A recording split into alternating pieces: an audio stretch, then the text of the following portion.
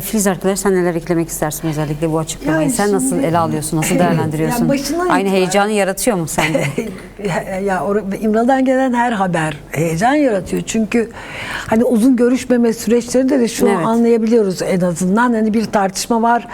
Ama oradan bir ses gelince anlıyoruz ki o tartışmada bir düğüm çözülmüş. Evet. Hani 2 yıldır böyle ilerliyor süreç ve dolayısıyla o Tabii kadar aralarda okumaya çalışıyoruz. Evet, bazı ama şeyler şöyle tabii. yani hem Sayın Öcalan'ın hem de DEM Parti'nin ısrarı, daha şeffaf yürüsün süreç ısrarı ne yazık ki hükümette tam karşılık bulamıyor ve dolayısıyla bu diplomatik koşullarda mümkün olduğunca şeffaf yürütmeye çalışıyorlar. Her görüşmeden sonra en azından bir açıklama yapılıyor ve ne yapıldığı söyleniyor. Başından itibaren şunu biliyorduk, yani eş zamanlı ilerlesin, Ziya'nın altını çizdiği gibi hukuki açılımlar filan, ama başından itibaren de şunu biliyorduk: karşımıza şöyle bir devlet yok. Ya Oya anlattı ya, hakikatleri araştırma komisyonu falan. Ya biz size bugüne kadar çok ettik. Dilinizi yasakladık, kimliğinizi yasakladık, köyünüzü yaktık, sizi asit kuyularında yok ettik. Hadi gelin barışalım. Bu süreç böyle başlamadı. Bu Orta Doğu'daki siyasi konjonktür, gelişmeler, Önder Öcalan'ın bu gelişmeleri çok iyi okuması, devletin kimi güçlerinin, biraz bu Orta Doğu'daki gelişmelerin, her gün değişen güç dengelerinin Türkiye'yi nasıl etkileyeceği falan gibi meselelerde bir fırsat doğdu. Ve Önder Öcalan hakikaten başından itibaren hep söylediği şeydi, PKK hareketinin de hep söylediği şeydi. Yani biz hani silahlara sevdalı olduğumuz için bunu yapmadık. Bir isyan başlattık. Şimdi o isyanın koşulları kalktı mı? Kalktı. Devletin bu kadar antidemokratik olmasına rağmen, zaten hani 27 Şubat çağrısında da vardı. Hani biz varlığımızı, Kürt yok deniyordu, varlığımızı bütün dünyaya kabul ettirdik. Artık bir aktör olarak, bir unsur olarak bu Orta Doğu denklemi içindeyiz. Evet, devlet değiliz. Evet, onlar kadar gelişkin silahlarımız yok. Tırnak içinde söylüyorum hani bu şey. Ama biz artık bu denklemin içindeyiz. Dolayısıyla silaha gerek kalmadı. Ve nitekim şunu da görüyoruz. O kadar yerinde ve zamanında yapılan bir hamle ki, tamam yani öncesini bilmiyoruz. Hani olay hep şöyle anlatılıyor ya, hani Bahçeli geldi tokalaştı. Tabii ki bir öncesi de var. Bir öncesi vardır, mektuplaşma vardır, bir şey vardır, ama ben İmralı'dan da bir mesajın gitmiş olabileceğini düşünüyorum. O önemli değil. Önemli olan o el sıkışmadan sonra o hamleyi geliştirebilmek. Önder Öcalan şunu çok iyi gördü. Bak, bugün teorize ediyor emperyal güçler. Hiçbir silahlı güç artık kalmayacak, devletler işte merkezileşecek falan. Evet. O bir dikte merkezileşen ve giderek otoriterleşen bir devleti ve önü de açılıyor uluslararası güçler tarafından, bir devletin sadece Kürt sorunun çözümü, sadece PKK'nın silahsızlanmasıyla aynı zamanda bir demokratik çerçeve çekme süreci olarak görüyor. Evet. Bu çok kıymetli bir şey. Bu hemen olmayacak. Bu hemen olmayacak. Zaten başına itibaren biliyorduk. Fakat İlk kilit nerede açılacak? İlk kilit şurada açılacak. Şimdi bir hareket 50 yıldır savaşmış, ama sadece savaşan bir hareket de değil, siyasi bir hareket. Çok önemli tezleri var. Bugün bütün dünyada, tamam, Önder Öcalan'ın şeyleri bunlar, Önder Apo'nun görüşleri, ama hani o hareket tarafından da benimsenmiş ve uygulamaya da konulmuş. Yani 4 parça Kürdistan'da, hatta bunun dünyada da taraftarlı olan tezler var. Bir paradigma var. Cinsiyet özgürlükçü, ekonomik, demokratik, ekolojik tarifler var. Demokratik ulus vesaire. Dolayısıyla siyasi bir hareket var karşımıza. Sadece silah kullanan bir örgüt yok. Bir siyasi hareket var. Ve dolayısıyla şimdi silah bıraktıktan sonra bu örgüte gönül verenler, bu örgütün yöneticileri, militanları, örgütün kadroları ve kadrosu olmayıp sempatizan olup ama örgüt yöneticisi gibi yargılanmış binlerce insan ne yapacaklar? Siyasi yaşama nasıl katılacaklar? Zaten siyasi bir hareket var karşımızda. Şimdi bu çerçeve yasa denen yasa, evet, Kürt sorununu bizim dediğimiz gibi tarif etmeyecek. evet demokratikleşmenin bütün şeylerini kapsamayacak bunları. Hatta belki bazı terimler hiç hoşumuza gitmeyecek. Hatta şimdi burada da var, yani biz diyor kardeşlik adım atma kararlılığımız sürüyor.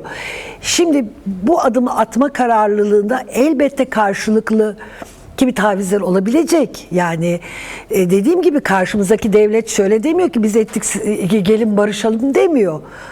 Zorla oturulmuş, benim görüşüm yani. Evet. Yani mecburen oturuldukları bir masa var. Ama bizim açımızdan mecburen oturulmuş bir masa değil. Biz bunu, yani bu işin teorisini Önder Apo'dur ama biz de bunu benimsiyoruz ki gerçekten kardeşlik hukukuyla demokratik bir cumhuriyette yaşamak istiyoruz. Benim mesela bütün 50 yılı aşkın mücadelem bu. Yani girmediğim parti, dernek, iadenin kurucularından biriyim mesela. Evet. Yani çalışmadığım alan kalmadı. Ne? Gerçekten bir eşitlik hukuku içinde bir demokratik cumhuriyet olsun. Tabii kavramları sonradan yerine oturttuk ama başlangıçtaki itirazım da buydu. Bu memleket şey değil, demokratik değil, eşitlik yok, bunlar düzelsin. Dolayısıyla bizim verdiğimiz mücadelenin çerçevesi, adı belli. Ve bu yasayla hemen gerçekleşmeyecek. Bu bir yol. Ama bu bize şöyle bir yol açacak. Sürgündekinin döndüğü, cezaevindekinin çıktığı, gerillanın gelebildiği, buluşabildiği ve hep birlikte bir siyasal yaşam örme, siyaseti örme, çalışma imkanının ortaya çıktığı bir süreç başlayacak. Ve artık ondan sonra bize kalmış bir şey. Yani o mücadele edenlere kalmış bir şey. Bu devlet hemen demokratikleşmeyecek. O yüzden hani ne de anlaşsız, nerede anlaşsız yok. Bence ilk adım bu çerçeve yasa denen yasa düzgün çıksın. Bizim en istediğimize yakın, yani her kesimin siyasete katılması çerçeve de o aslında. Evet. Yani yoksa birdenbire Türkiye demokratikleşecek diye bir şey yok. Ama bu bize demokratikleşmenin kapısını açacak. Yani düşün ki şimdi kayyum diyor ihadedeki arkadaş, evet, ayım kararları falan, zaten hani bunlar artık hani tartışılacak konular hakkında, evet, hale gelecek. Hani bir herkesin siyasete katılabilecek bir yasal çerçeve zaten cezaevlerinde kimsenin kalmayacağı, sürgünde kimsenin kalmayacağı anlamına gelecek. İfade özgürlüğünün, ifadenin artık en azından öyle olacağını tahmin ediyoruz. Evet. Yani öyle olacak.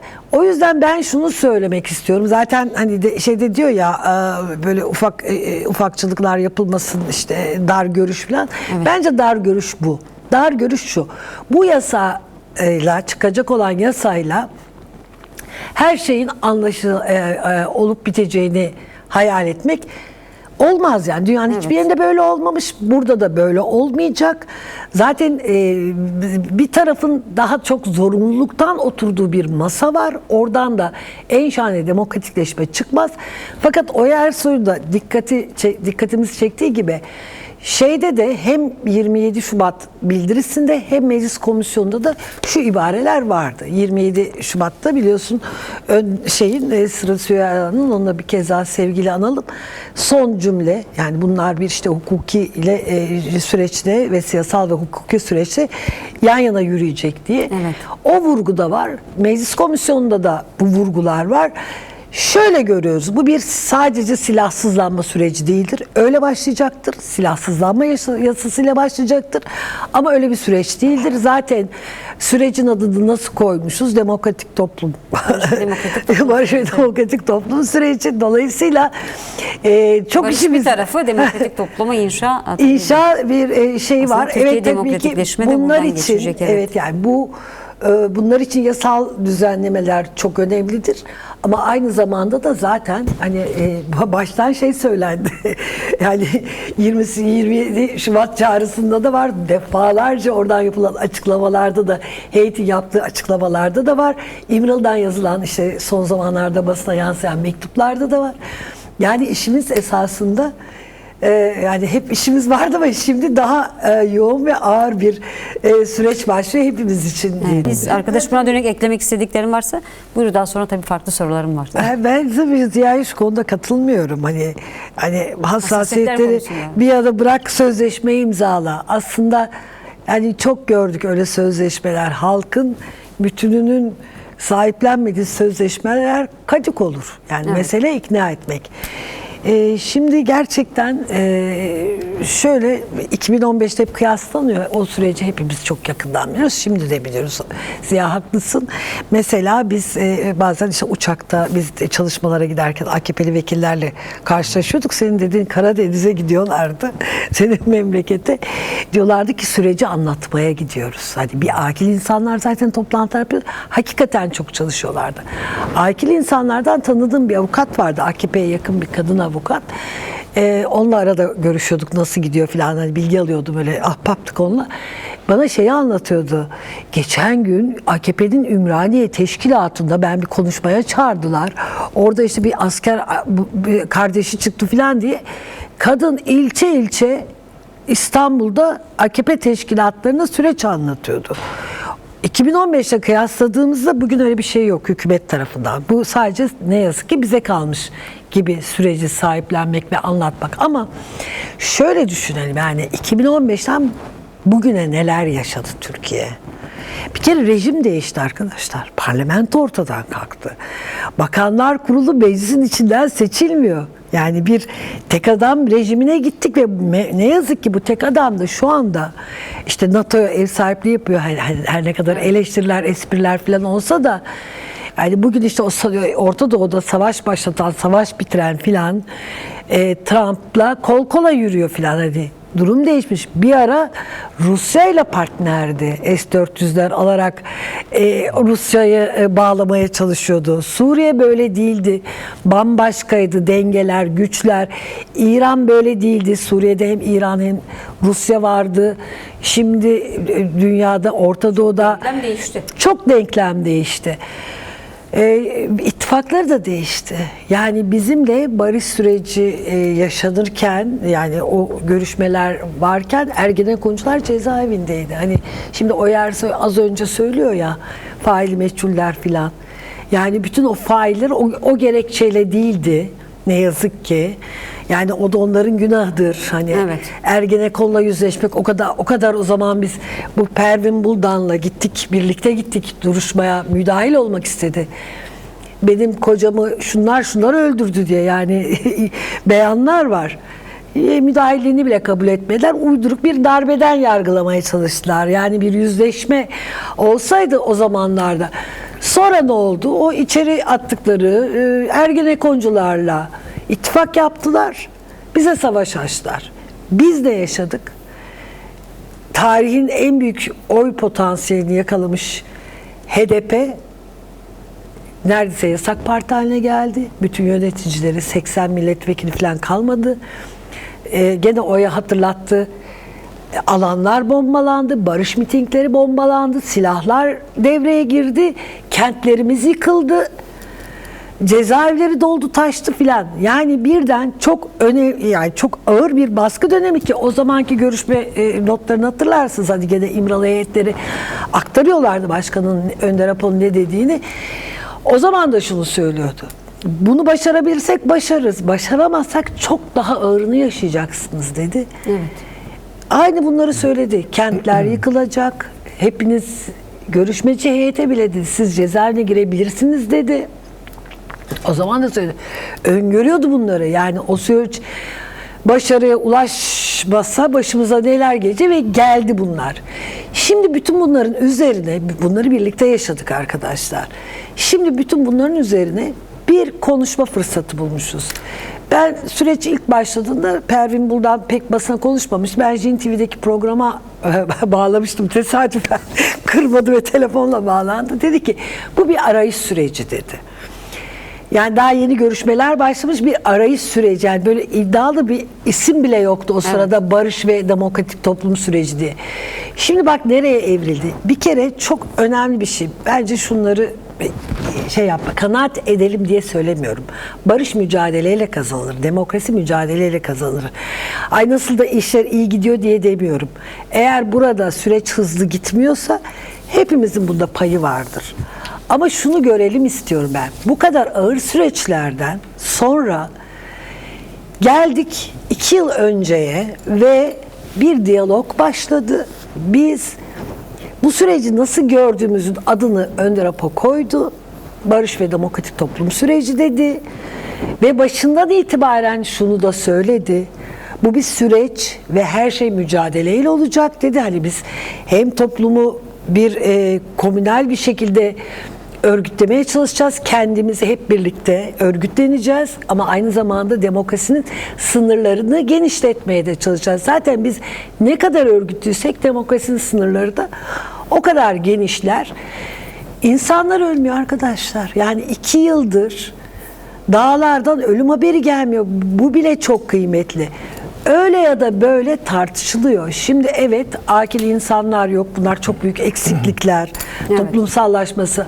Ama meclis kürsüsünden bu şeyin en sağcı partisi, bu sistemin en sağcı, en ırkçı partisinin lideri kalkıyor. Diyor ki Abdullah Öcalan baş müzakerecidir. Yani şimdi yani daha nereden söylersin? Hani 50 kişilik panellerde değil, meclisin kürsüsünden ve bütün televizyonların canlı yayın yaptığı bir yerde bu cümleler kuruluyor.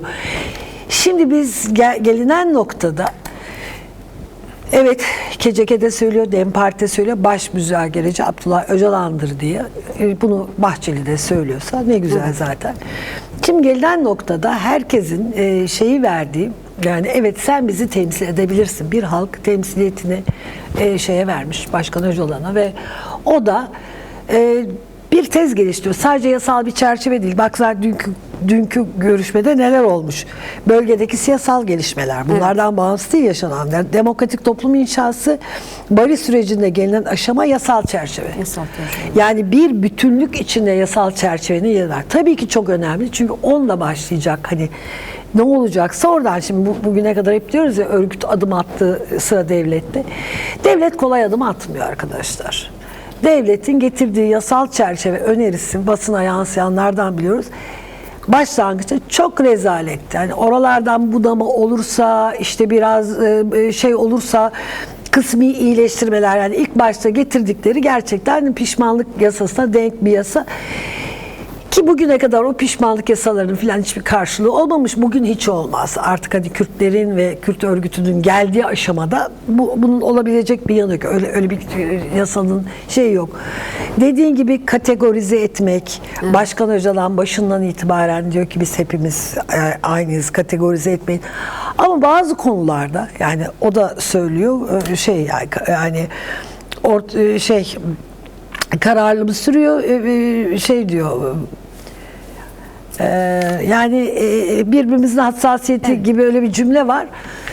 Yani şöyle olacak. Karşılıklı hassasiyetlerin gözetildiği yasal bir zemin oluşturulması vakti gelmiştir. Evet. Şimdi bu yasal zeminde bizim ne hassasiyetlerimiz var? Var yani zaten hani hassasiyet değil, bir zorunluluk var başında zaten, hani Önder Apo'nun koşullarının ne olacağı, hani bu bir zaten hassasiyeti, bu artık bir zorunluluk. Baş müzakereci demişin süreci bugüne kadar getirmiş.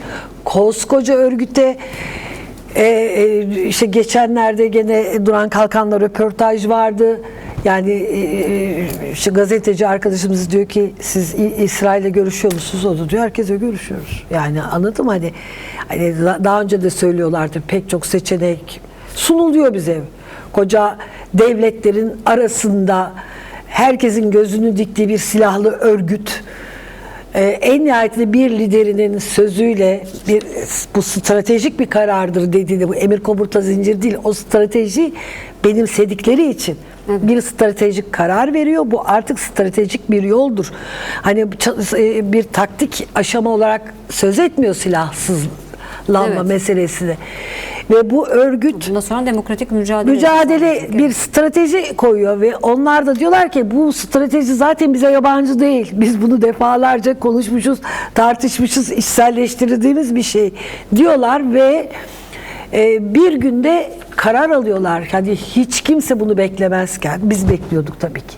Hani tanıyanlar, örgütü ve Önder Apo'nun etkisini bilenler tabii ki bekliyordu ama hükümet medyası, muhalif medyada her yerde ya örgüt bakalım dinleyecek bir lafları son derece kararlı bir şekilde Onu da şöyle yapmadılar tabii ki. Yani bir yandan evet biz önderliğimize bağlıyız ama bu stratejiyi de benimsedik diye Evet. bir politik kararlılıkla.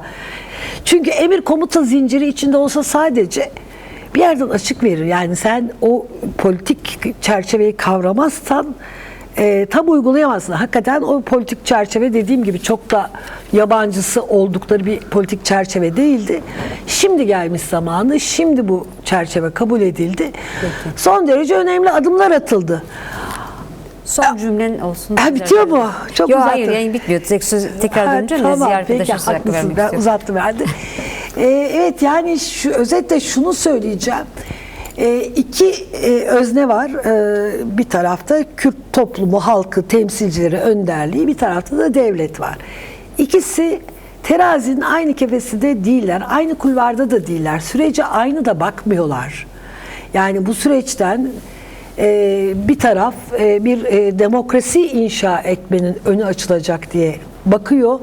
Diğer taraf ise işte örgüt silahları bırakıyor. Bu da en uzun ömürlü örgütlerden biri. Dünyanın en iyi, en kendini korumuş, dağılmadan, parçalanmadan bugünlere gelmiş bir örgüt. Çok da sağlam bir örgüt. Hani bunları silahsızlandırmak da bize nasip oldu hali yaşıyor olabilir.